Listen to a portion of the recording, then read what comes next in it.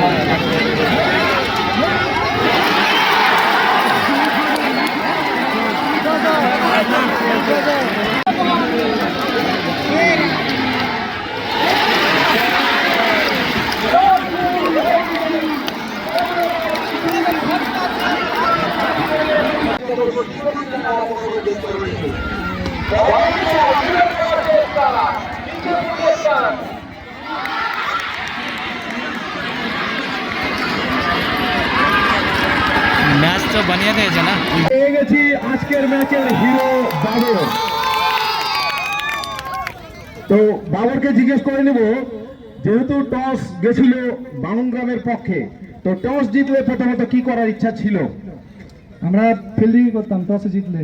আমরা জানি এখানে চেজ হয়, আর এর আগেও দেখেছি বড় চেজও হয়েছে, ছোট চেজও হয়েছে। এটা অ্যাভারেজ রান ছিল, আর আমরা যেটা টার্গেট করেছিলাম সেই টার্গেটের মধ্যে রানটা ছিল, আর সেটা আমরা চেজ করে সফল হয়েছি।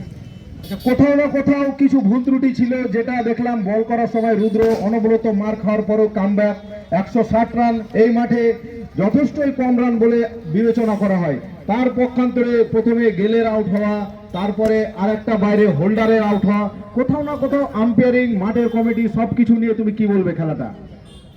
প্রথমে বলবো খেলাটা তো খুব সুন্দর খেলা, এখানে প্রতি বছরই আসি খেলি, এখানে দর্শকগুলো অনেক সাপোর্ট করে, ওই জন্য আরও খেলতে ভালো লাগে।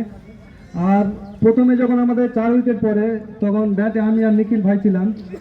তো নিখিল ভাই বললো কি দাঁড়িয়ে থাকো, আমরা দুজন কাউন্ট করে খেলো, ওভারে ভালো ওভারে 10 রান করে নিব, 11 রান করে নিব, বাকিটা 4-5 ওভারে আমরা ম্যাচ টেনে নেব।